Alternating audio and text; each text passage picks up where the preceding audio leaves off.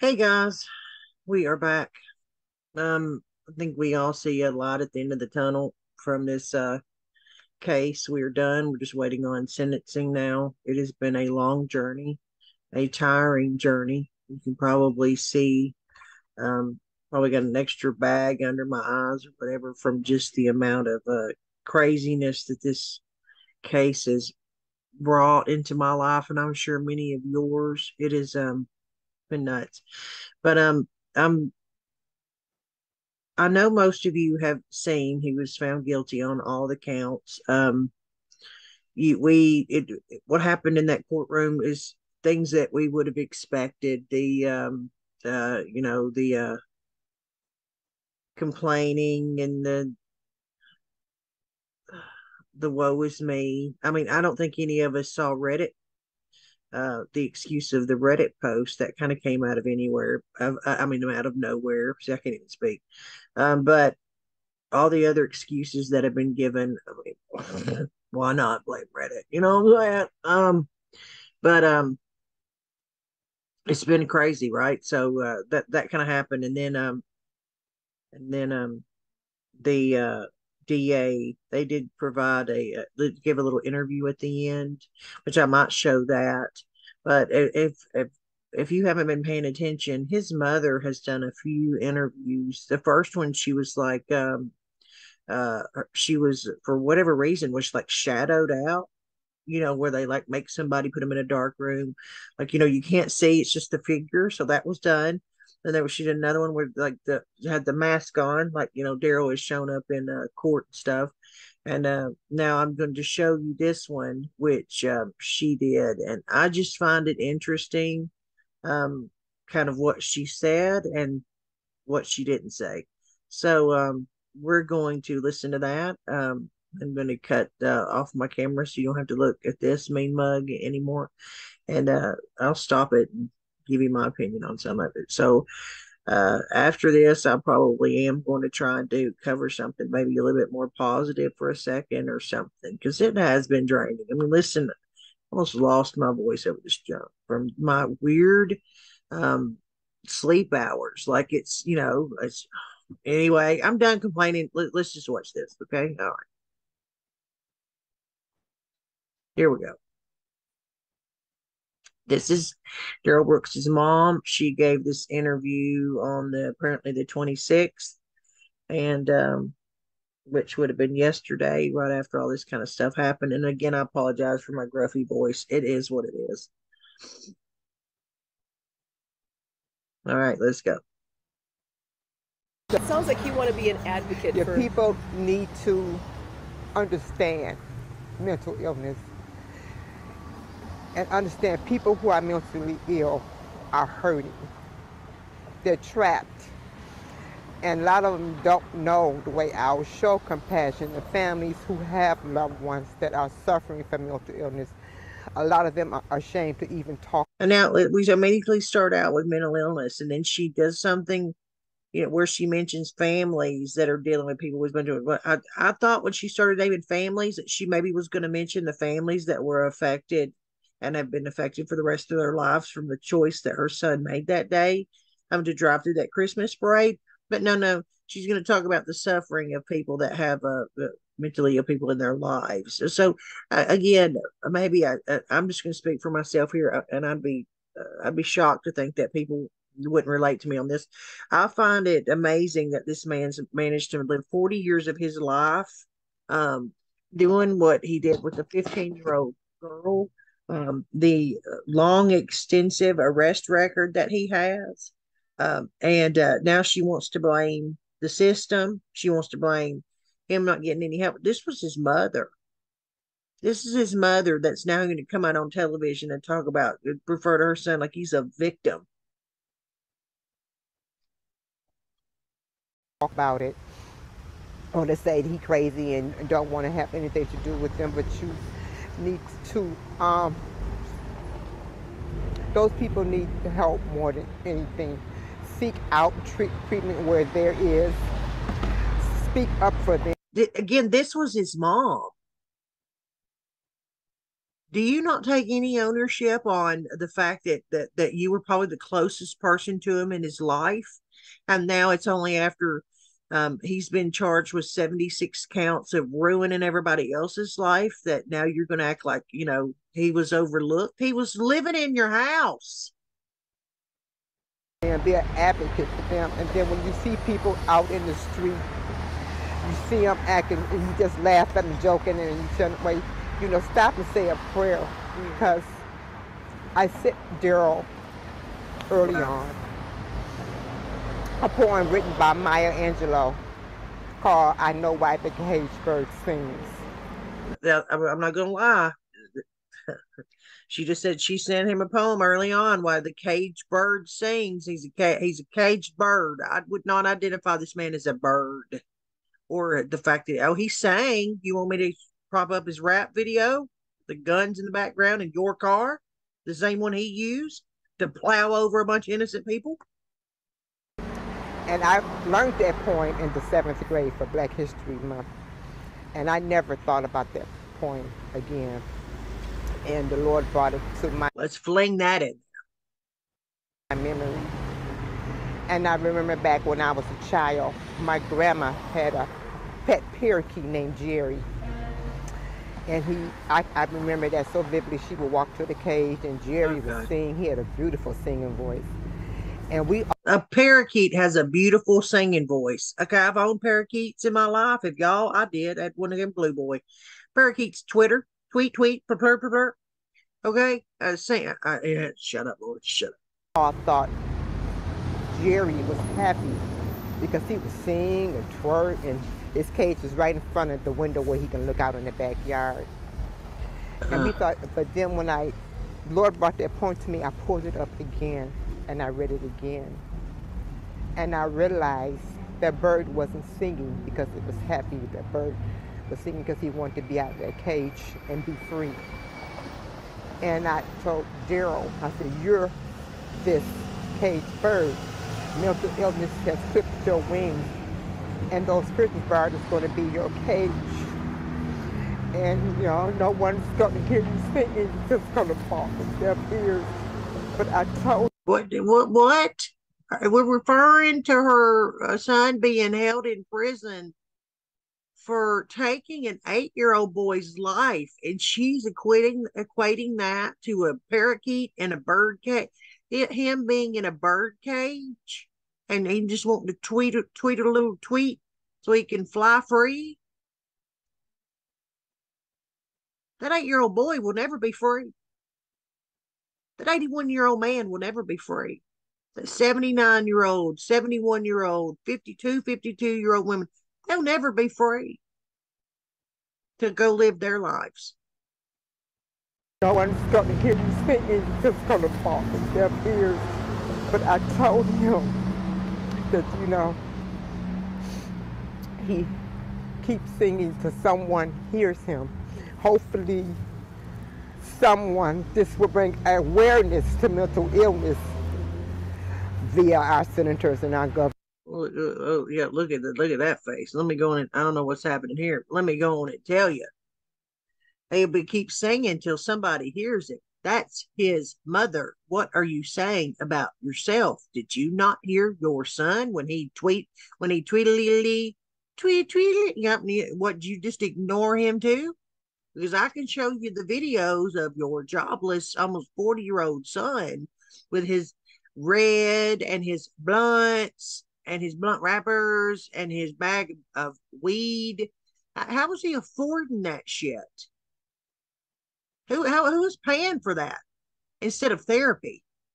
You're so worried about his mind.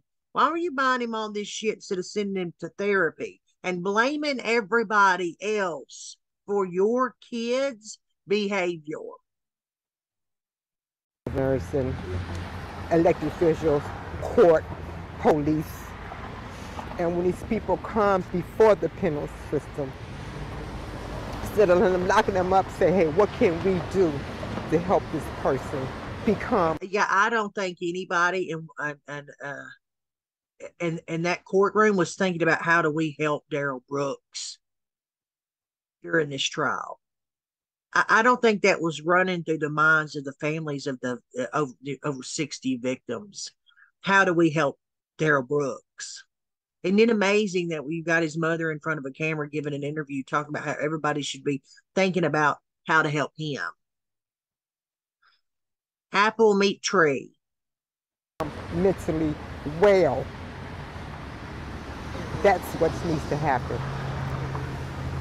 Do you think he can get help in No, No, can't get help at prison. very little help is done for individuals who are incarcerated with mental illness. That's why I wanted him to go to a hospital Of course you did. where he can still get treatment, but that won't be, he would be behind prison where he would not get any services. If he does, it would be very little and it would not be what he needs. I want him. You know what he managed to do? He managed to fill some hospitals. He managed to flood them. So it sounds like you don't think it was fair what he received today. No. But you think he should have done any prison time? Yes. Let's Will you not be at elaborate on sentencing that. to support? No. 'Cause Will you be at sentencing to support? no. Because I already know. No, she won't be at sentencing. Shannon showed up to one day in court. You know, he bragged about if he wanted her there, all he have to do is make a phone call. You know, that's why she hid her identity. Now she's out there, right in the middle of daylight in front of a camera, and she's not worrying about what's going to happen to her. When if anybody wants to rewind the tape and remember the Rittenhouse trial, they were outside that courthouse threatening all kinds of shit during that trial. The jurors were followed by like what was it, the journalist for NBC News? You don't think that's a form of intimidation? There were flyers thrown out in the parking lot during that trial. The amount of misinformation that went around during that trial was astounding. And now we have this person standing here, the mother of the bird in the cage, blaming everybody else for not finding this man help. I find that rich. Too hard to watch. You know. I mean, what's to say? You know. We have to move forward. Too hard to watch. Oh my! Just,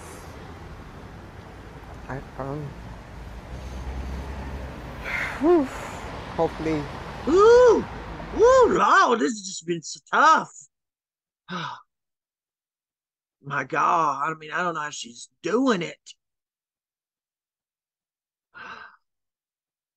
This pisses me off to no end. Notice who she's not brought up so far. We've only got 40 more seconds left. She's not brought up so far any of the families, any of the victims, any of the people that suffered that day. Her son still has his life. Something good. He permanently put facial scars on children.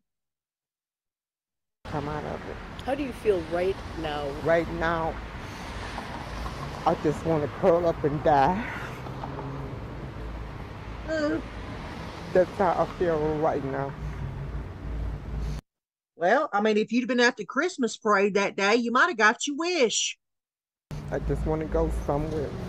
Just curl up. I'm telling you that this when I saw this, I could not believe it. She was interviewed. She never mentioned those families. She never mentioned the people that were hurt that day or their lives were taken from them that day. It was all about her poor son and the fact that nobody ever found his help, including his mother, who he lived with, who provided him the financial backing to do the things he was doing in his life, even the car.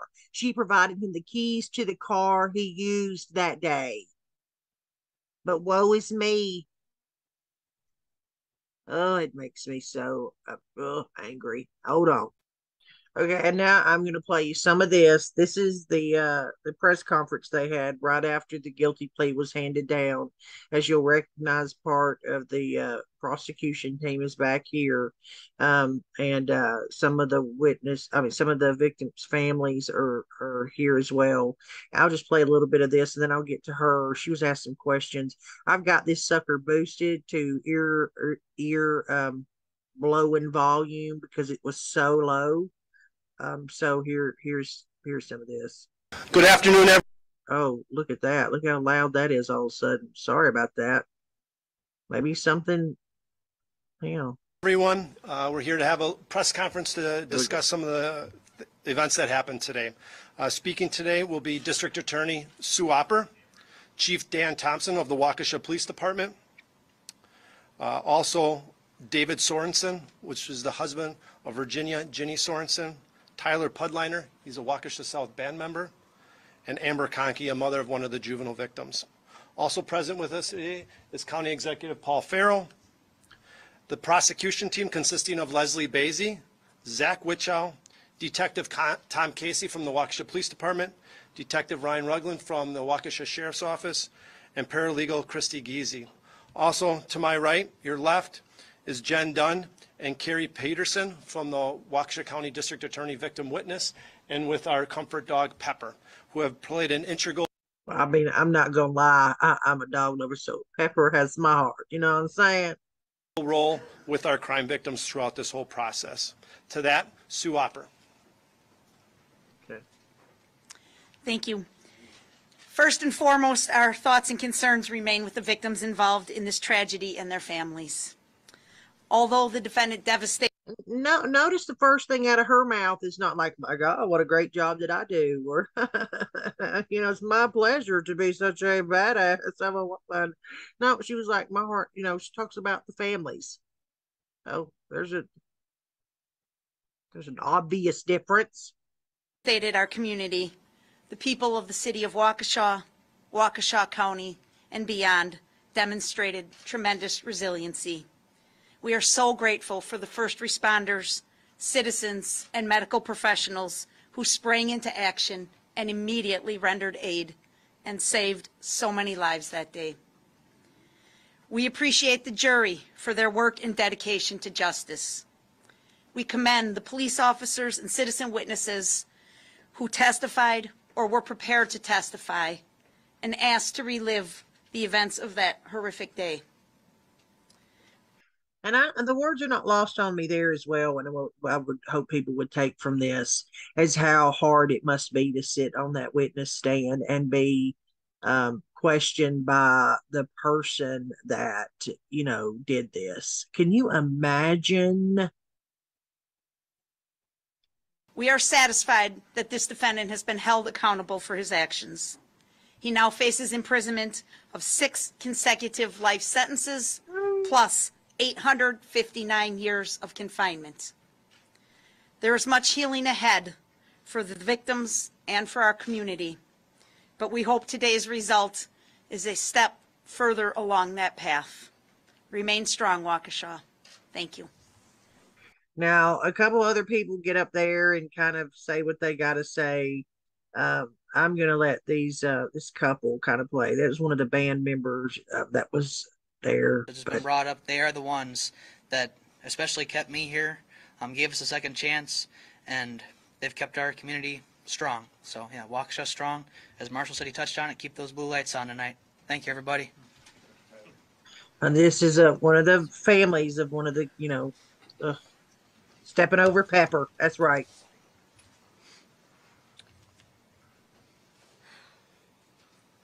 Just want to say that I'm very happy with the verdicts and that, justice has been served today.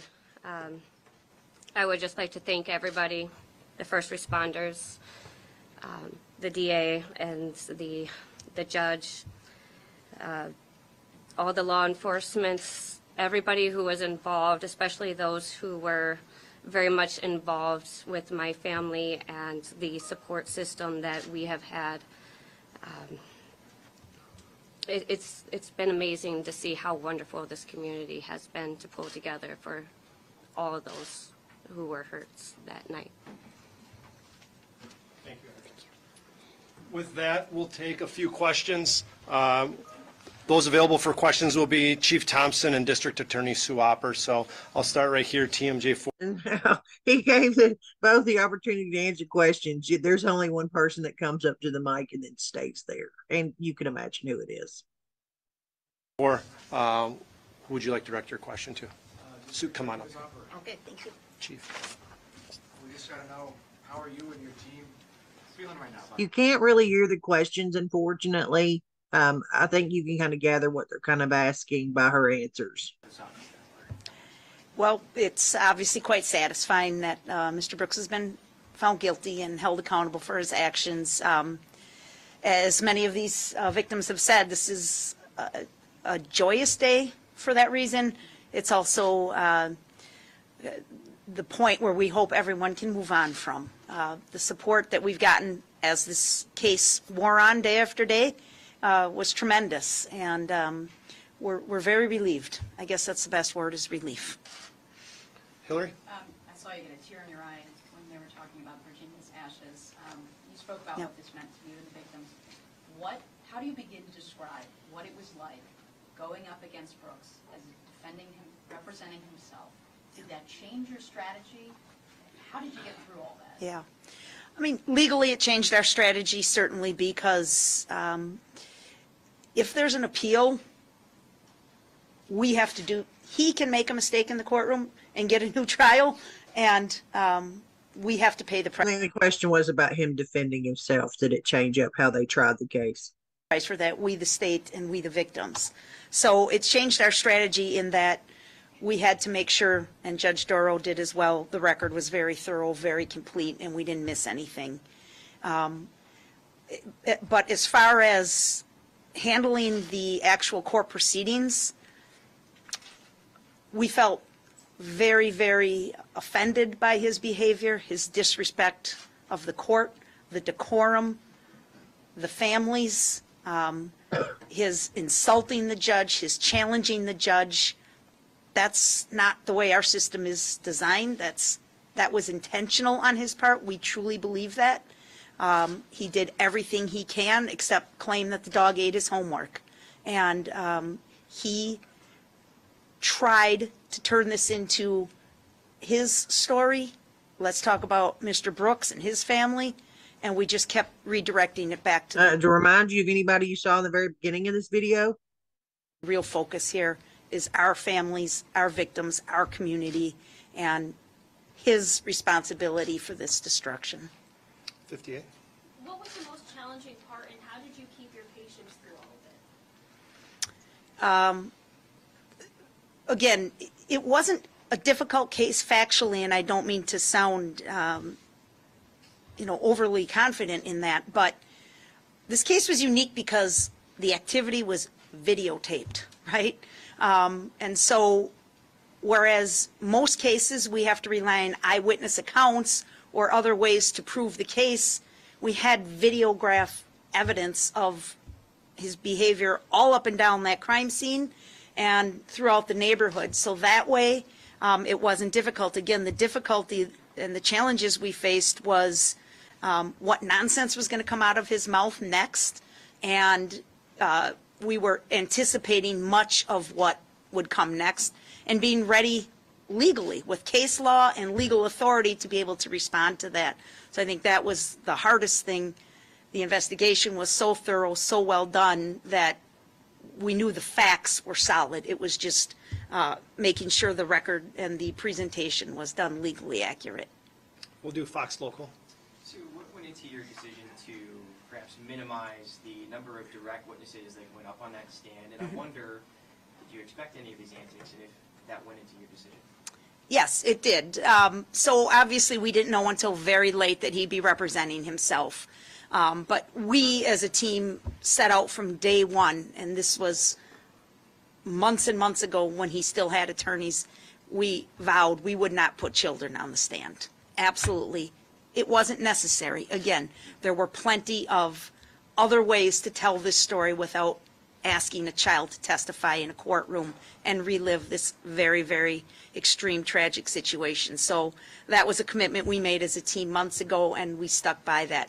Certainly, as we learned his antics, we reevaluated, and we would discuss it every night as a team: is who are we going to use tomorrow, and do we really need this person? Because we were so, again, not. Yeah, and the fact that the people that Darrell Brooks himself put on the stand, I mean, he helped their case because he's an idiot. Personally offended, but professionally offended that he would insult the process and insult the victims, accuse them of financial gain for their testimony, things like that. It was just so offensive that we definitely were conscious of that in our decision making, and how can we minimize this for the best of everyone, but still provide a compelling story. So yes, it did definitely play a factor. Court TV. Thank you so much. Ms. Hopper, there were so many victims' families inside the courtroom every day, sitting behind you. How much did that motivate you and your team, and how you present your evidence and your closing argument? You mentioned them, and have you been able to speak to any of them that aren't here that maybe said something to you afterwards? Yes. The motivation we received from those families was tremendous. And we knew, again, from the point when Mr. Brooks chose to represent himself, this was going to be a marathon. We talked about that many times as a team, that we just need to keep moving forward every day, whatever that looked like. But what motivated us was these families that are behind me, a lot of them. And we thought of those mothers and fathers sitting in hospital rooms with their children, and the ongoing care that they're still physically healing from and certainly emotionally healing from. And that motivated us tremendously. But you couldn't meet a nicer group of people. I mean, that's the thing, is I'm not surprised, having lived in Waukesha for 35 years, that they're good people here. And they would ask us, how are you doing? Do you guys need anything? Which was really phenomenal. They were a tremendous group of people to work for, and it was our honor to represent them and be a voice for them in the court. Andrew Brandon, Spectrum News. Yesterday seemed you threw Darrell Brooks a little bit of a lifeline when it came to presenting his closing argument. It seemed that John was going to You still can't hear the question, but again, I think it's kind of explained when she answers. That was strategic for the appeal, to be very blunt. I wasn't throwing a lifeline to Mr. Brooks. I really had no interest in hearing what he had to say, because I heard all of his lies and stories so far. So that was just trying to do what was legally required at the moment. And I frankly wasn't sure it was going to work, because he was so difficult with Judge Darrell. But in the end, it did work. He got to blurt out what he wanted to blurt, and then the judge struck that from the record, and we were able to move on. So I was glad that that was the result, but we talked about it at the prosecution table and came up with that idea of, let's offer this, again, just to protect the record for the appeal. Jim. Knowing what you knew going into this with Brooks representing himself, what caught you by surprise in what he presented? Wow. Again, his absolute disrespect and dishonor to the victims, the community, and the court process. I'll do Brian from the Freeman, and then two more for, we'll do CBS, and then, where are you from? WBR. Okay, those are the last three, so go Brian, you got one? There has been some discussion since the verdict was announced that perhaps a decision to represent himself is grounds for appeal. Are you concerned at all about that? Well, Mr. Brooks has a right to an appeal. Every defendant does. And I fully expect him to take advantage of his rights as a convicted defendant in this case. I am very confident in the record that Judge Darrell made and his decision to represent himself. Yes. Go ahead. Hi, I'm Rosanna, CBS News. What do you think? Yeah, and we all know how that went down. I mean, when he decided to represent himself, I mean, she spent an exhaustive amount of time making sure he understood. She even brought it up. Listen, these are, trained attorneys. They've got 60 years plus of experience behind them. You're not a lawyer. You know, you're going to struggle with knowing how to object and how to do certain things legally. And I mean, she went through all that. It's painstaking, but we know why. He couldn't use the excuse, well, I didn't know. She told him at the beginning, "You're probably not going to. Do you understand that?" Oh, I that didn't mess with me, not even a flinch or whatever he said. The length of time that the jury took to deliberate, short, long, be surprised? We were not. We talked about it last night, and frankly, I know a lot of you were here too. We were all, by the time we got to that 8 o'clock mark, we were exhausted. And when they said they wanted to go home and rest, we were thankful, quite frankly, because we all felt the same way. It's such an emotionally draining day. And to get through all that and the nonstop banter from Mr. Brooks, it's taxing. You all witnessed it yourself. So we were grateful. We thought they gave it good thought because they went out around 6:30. Their dinner was there immediately, right? So jurors are human beings. They get a nice meal. They got a little time to talk, and then they decided, let's rest. Let's sleep on it. Always a good option for decision-making for anybody, right? Get a good night's sleep on it, and come back the next day. And then, they worked again for about another hour this morning, and with the quality of the investigation in this case, we think the verdict was fair. The timing was spot on. Go ahead. There's a lot of people who are here today, of course, but a lot of people who are also at the parade on the day of the parade who aren't here. In closing, what do you want to say to them just at the end of this process? Well, I hope some of you caught the flavor of that. You cannot imagine until you saw some of those videos how horrific it would have been to stand there and watch that.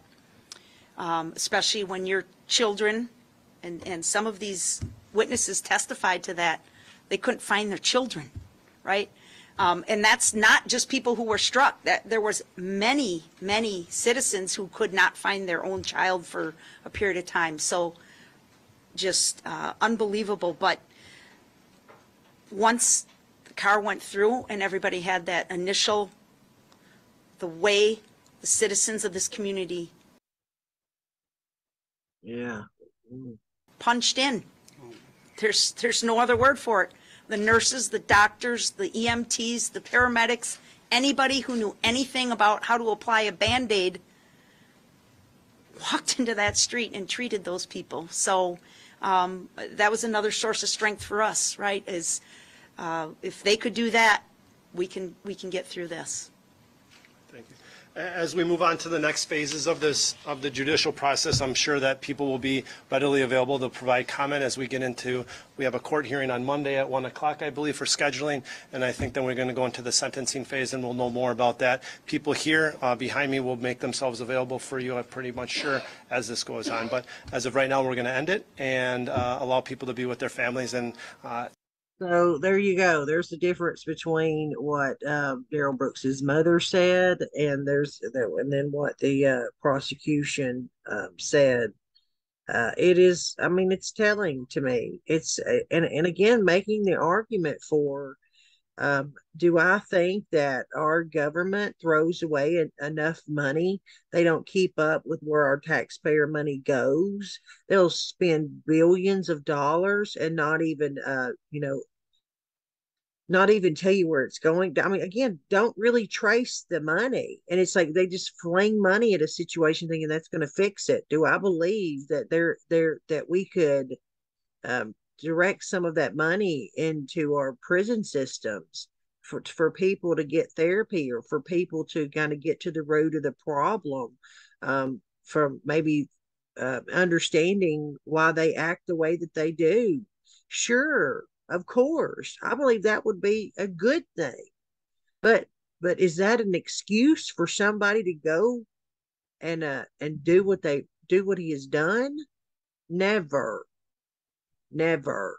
Not especially whenever you go up there with your cocky attitude, acting like you're going to defend yourself, and spend as much time as he did trying to bring up different court case, or make a sovereign citizen argument, or do all the things that he has done during this trial. I mean, the complete disregard for these families, and like she said, trying to accuse them of doing it for some financial gain is just disgusting.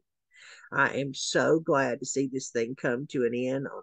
Personally speaking, I'm sure a lot of you understand that as well, because it has been exhausting. Okay, with that, I'll let you all draw your own conclusions. Let me know what you think down below. It's YouTube. You know what to do. Yay. And again, like I said, thanks every one of you for helping me get here. All right. You guys have a good one. Catch you in the next video.